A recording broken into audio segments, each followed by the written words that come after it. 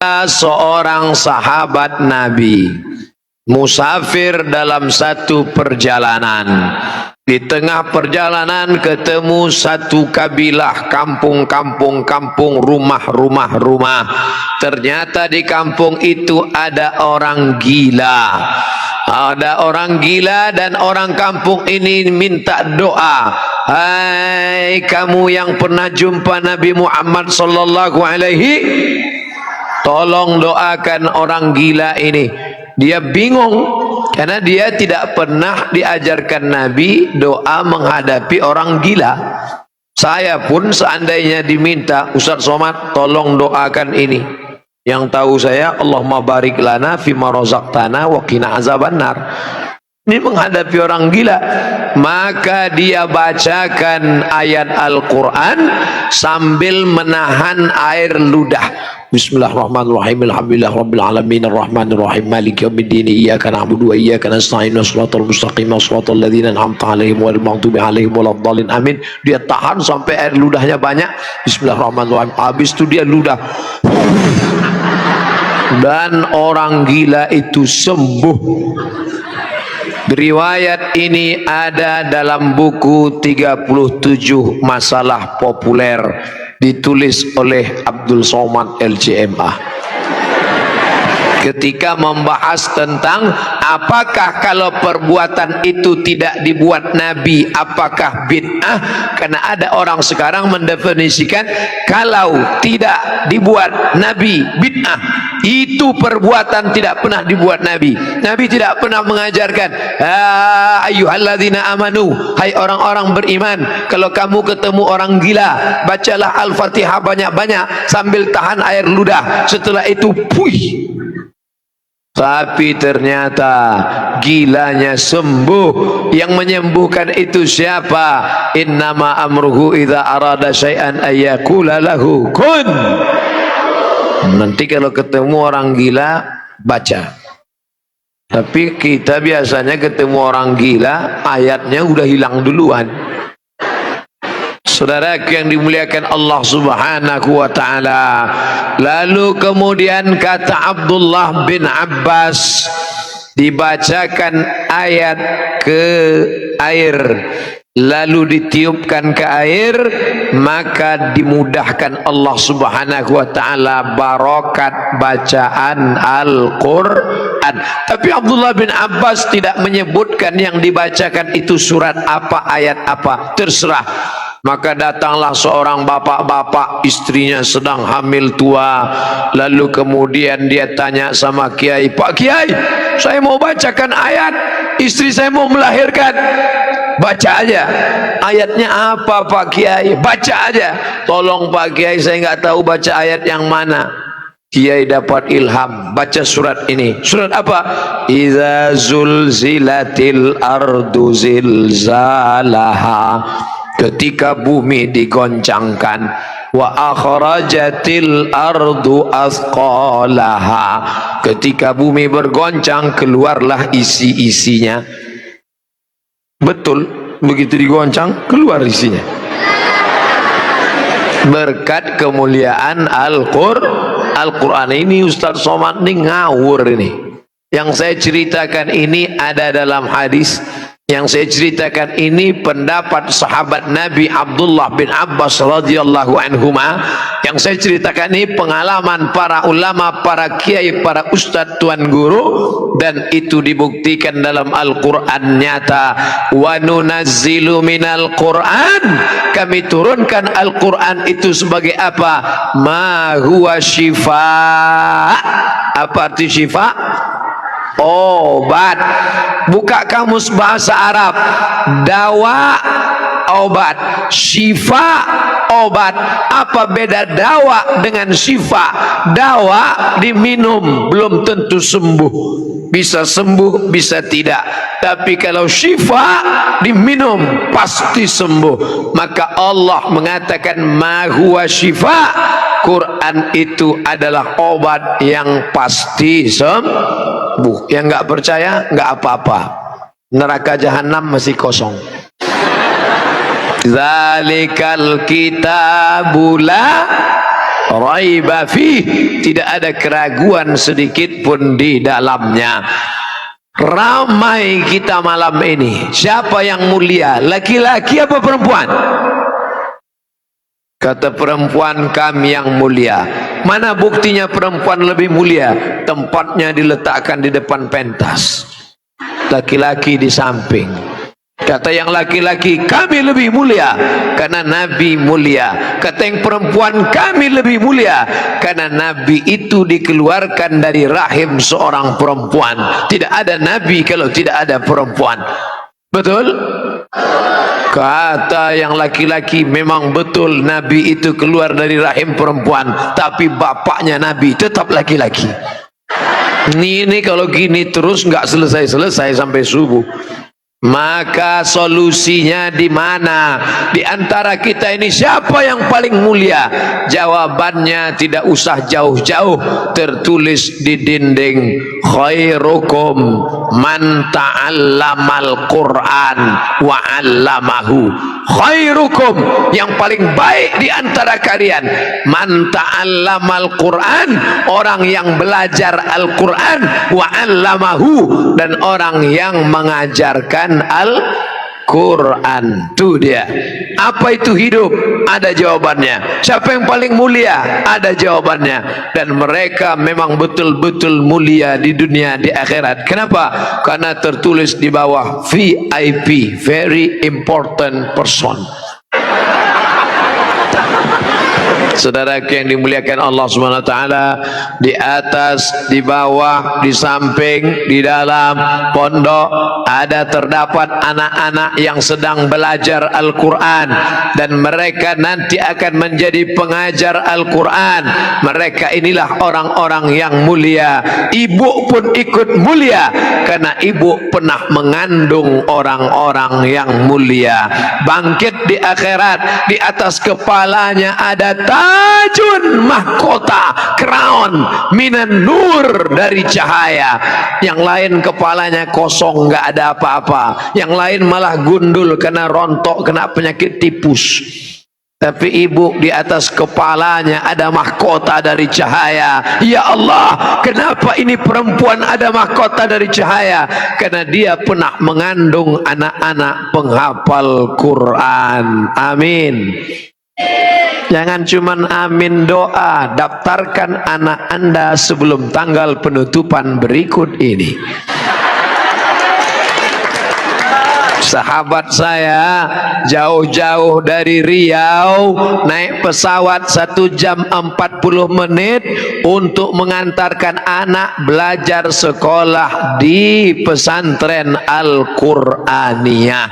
Bisa-bisanya bapak-bapak, ibu-ibu yang tinggal di sekitar sini tidak mengambil manfaat barokah dari Al-Qur'aniyah. Seperti pepatah mengatakan, ayam mati di lumbung padi, padinya banyak tapi ayam bisa mati kelaparan. Kenapa? Karena dia tidak mau memakai paruhnya untuk mencotok padi. Maka ada ungkapan, jangan sampai rezeki dipatok ayam. Dulu rezeki dipatok ayam, sekarang bukan cuma dipatok ayam, lain-lain pun ikut mematoknya juga. Saudaraku yang dimuliakan Allah Subhanahu wa taala, untuk apa anak kami jadi penghafal Quran?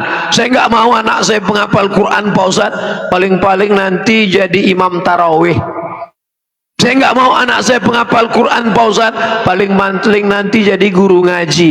Saya enggak mau anak saya penghafal Quran, Pak Ustaz. Ini kalau ada orang ngomong begini, ini otaknya sungsang. Perlu dibawa ke message, diluruskan isi kepalanya. Karena dalam kepalanya itu hanya duit, dunia, dunia, duit, duit, dunia, dunia. Sengaja Allah ciptakan lambung dengan otak jaraknya 3 jengkal. 1, 2, 3. Ini lambung, ini otak, supaya otakmu jangan cuman mikir lambung. Ada nggak makhluk yang otaknya dekat dengan lambung? Ada, udang. Maka disebut otaknya otak udang. Di situ otaknya, di situ perutnya, di situ taiknya, di situ lambungnya. dunia kau kejar, akhirat tidak pernah mampir. Tapi kalau akhirat yang kau kejar, dunia akan bersimpuh di bawah tapak kakimu. Betul? Berapa banyak para penghafal Quran yang dimuliakan Allah Subhanahu wa taala. Saya dengan mata kepala saya sendiri melihat orang-orang yang mau menerima calon menantu. Aku nikahkan engkau dengan anakku dengan mahar emas seberat 1 kilogram. Begitu 2 hari kemudian datang debit kolektor, rupanya kredit. Habis kau cari dunia tinggal, tapi ada orang yang menerima Al-Quran. Aku nikahkan engkau dengan anakku dengan mahar mengajarkan surat Ar-Rahman tunai. Hari ini menjadi orang yang ternama, dimuliakan. Namanya siapa Pak Ustadz? Nggak boleh sebut nama, menjaga kode etik jurnalistik. Siapa yang memuliakan? Tu'izzu man tasya', Allah yang memuliakan. Dan kalau Allah mau menjatuhkan, menghinakan, wa tuzillu man tasya. Ustaz Somad, saya nggak mau anak saya jadi ustad, nanti kurus kayak Ustaz Somad. Anakmu hafal Quran bukan berarti selamanya semuanya. Lihat bakatnya kemana. Kira-kira anakmu ini hobinya kemana? Anak saya ini kemana-mana bawa martil Pak Ustadz. Masukkan fakultas hukum. Nanti dia akan jadi hakim konstitusi. Setuju? Dia yang akan memutuskan perkara-perkara hukum hebat. S1, SH, S2, MH, S3, doktor. Dari mana? Leiden University Belanda. Kepalanya Belanda, tapi dalam hatinya ada Quran 30 juz. Siap? Siapa bilang tidak bisa? Masukkan pesantren. Di pesantren hafal Quran, bahasa Arab mantap, bahasa Inggris oke. Pulang kampung, Assalamualaikum. Waalaikumsalam. How are you today? Apik tenan. Loh, katanya bisa bahasa Inggris. Bahasa Inggris oke, bahasa Arab mantap, Quran hafal, tapi tetap tidak meninggalkan bahasa daerah, hormat sama orang tua. Bukan berarti dia angkuh dan sombong. Anakmu ini hobinya apa? Dari kecil anak saya kemana-mana bawa jarum suntik Pak Ustadz. Masukkan fakultas kedokteran. Berarti dia mau jadi dokter spesialis.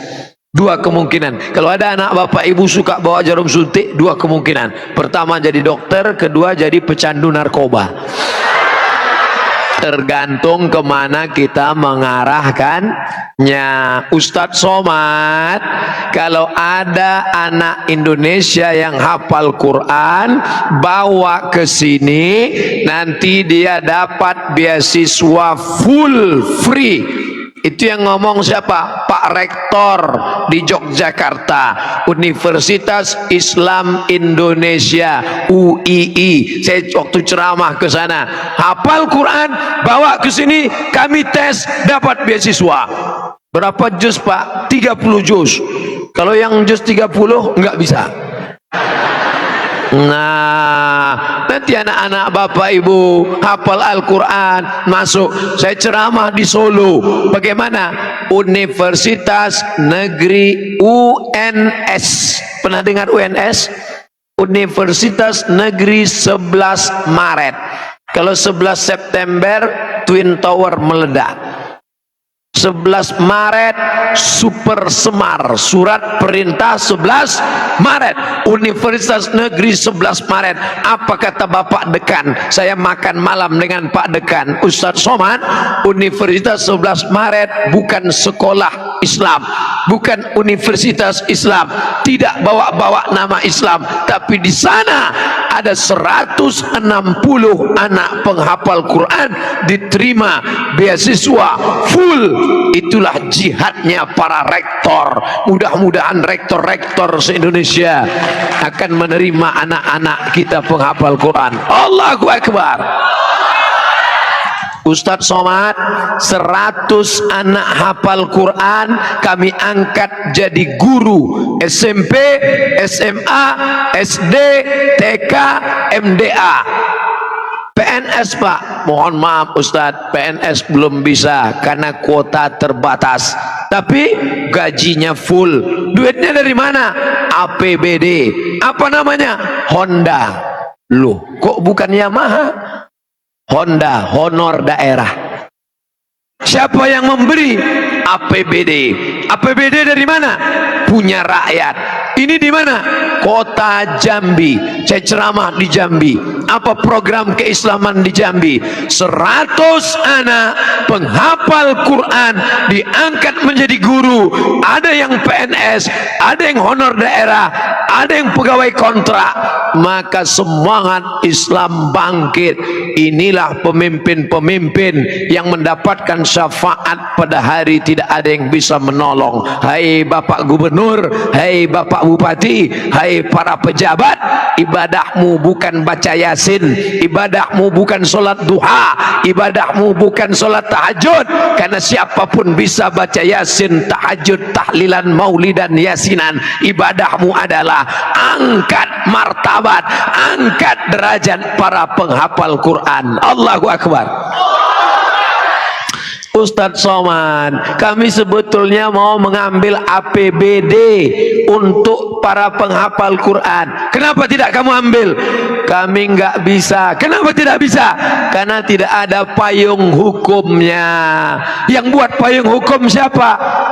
APBD dari daerah bisa diambil oleh bupati, gubernur, wali kota melalui payung hukum bernama Perda, peraturan daerah. Peraturan daerah itu yang buat siapa? DPR. Yang ngangkat DPR itu siapa? Ibu. Yang ngangkat DPR itu ibu. Makanya ibu luar biasa. Ini sedang bangkit, namanya gerakan emak-emak. Kenapa Ustadz katakan ibu? Kenapa bukan bapak? Karena bapak disetir oleh ibu.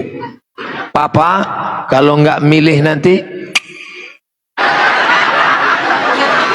Saudaraku yang dimuliakan Allah Subhanahu wa taala, kerumunan malam ini akan berubah menjadi kekuatan. Takbir. Kekuatan apa? Bukan berarti bakar, hancurkan, ratakan. Bukan. Kita negara demokrasi. Demokrasi suara terbanyak itulah yang menang. Maka orang banyak ini akan memilih wakil-wakil rakyat. Pilihlah orang yang memperjuangkan Al-Quran. Amin. Nanti wakil-wakil rakyat, calon-calon akan datang membawa satu gulung karpet. Ibu-ibu, bapak-bapak, pilih saya. Kalau saya menang, nanti saya kasih karpet. Ini DP-nya. Kalau saya kalah, yang DP ini saya jemput lagi. Pak, jangan bawakan kami karpet. Karpet kami sudah tebal, sudah mantap. Jangan bawakan kami kipas angin. Kipas kami sudah mantap, pakai air lagi. Jangan bawakan kami lampu. Lampu kami mantap sampai ke langit. Tapi buatkan peraturan daerah bahwa anak-anak kami dapat beasiswa, bahwa APBD akan dinaikkan, pondok pesantren dapat bangunan, pondok pesantren dapat bantuan. Nanti bapak mati dimakan cacing tanah. Oh, jangan keras gitulah, nggak sopan. Bapak mati dimakan cacing tanah, maka pahalanya mengalir. Berapa lama engkau duduk di sana? 5 tahun, 10 tahun. Setelah itu pensiun, stres, depresi, stroke, mati. tapi ada yang akan tetap kekal abadi. Apa dia? Bantuan-bantuan untuk para penghafal Quran. Mereka baca Quran pagi, petang, siang dan malam, mengalir pahalanya ke makam-makam para bupati, para gubernur, wali kota, pejabat yang pernah menolong agama Allah. Intan surullah, kalau kau tolong agama Allah, yansurkum, Allah akan menolong kamu. Wa yutsabbit aqdamakum, Allah akan mengokohkan, menegakkan kaki kamu pada saat orang tidak bisa berdiri, engkau gagah berdiri menghadap Allah Subhanahu wa ta'ala. Amin. Siap memilih wakil-wakil rakyat yang menolong agama Allah? Jangan ada dusta di antara kita. Saudaraku yang dimuliakan Allah Subhanahu wa ta'ala, ini nampaknya Ustaz Somad udah mulai ngomong-ngomong politik ini. Tidak, Ustaz Somad tidak pernah ceramahnya sembunyi-sembunyi gerilya di bawah tanah. Abdul Somad ceramah di atas tanah. Apa di bawah tanah? Emang ceramah sama cacing?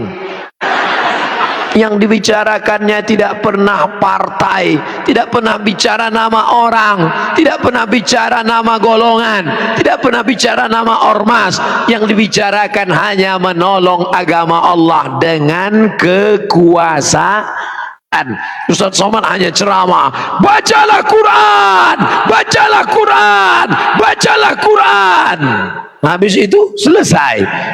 Tapi ada bupati membuat peraturan daerah, pagi-pagi masuk kantor pegawai baca Quran one day one page. Ada namanya odoj, one day one juz. Dia enggak, dia tawar one day one page, satu hari satu lembar, satu hari satu lembar saja. Selesai baca. Bismillahirrahmanirrahim. Lillahi ma fis samawati wa ma fil ard. Maka orang yang di kantor itu sudah mendapatkan barokah. Wa idza quri'al Qur'an, kalau Quran dibacakan, fastami'u lahu, dengar baik-baik, wa ansitu, diam, la'allakum turhamun, maka mendapat rahmat. Dibacakan Quran di kantor, kantornya mendapat rahmat. Dibacakan Quran di rumah, rumahnya mendapat rahmat. Bayangkan ibu punya anak hafal Quran, satu hari dia ulang 2 juz, satu bulan dia khatam 2 kali, satu tahun dia khatam 24 kali, maka mengalir pahalanya setelah ibu meninggal tanpa dia bacakan. Untuk almarhumah ibu, untuk almarhum bapak, tanpa dia baca, otomatis, automatically mengalir. Maka wakafkan anakmu. Anakmu berapa? Anak saya do re mi fa sol la si do sol fa mi re do. Wakafkan satu anak untuk menjadi para penghafal Quran. Amin. Bapak Ibu yang dimuliakan Allah Subhanahu wa ta'ala, hidup bahagia bersama Quran. Orang selalu mengaitkan keberhasilan dengan titel. S1 berhasil, S2 sukses, S3 mantap, profesor hebat. Tapi kebahagiaan letaknya di dalam hati. Maka banyak orang berhasil tapi tidak bahagia. Betul? Siapa orang berhasil tidak bahagia? Tuh, angka bunuh diri terbesar di dunia bukan di Jakarta, bukan di Indonesia. Angka bunuh diri terbesar di dunia Eropa, Amerika, Jepang.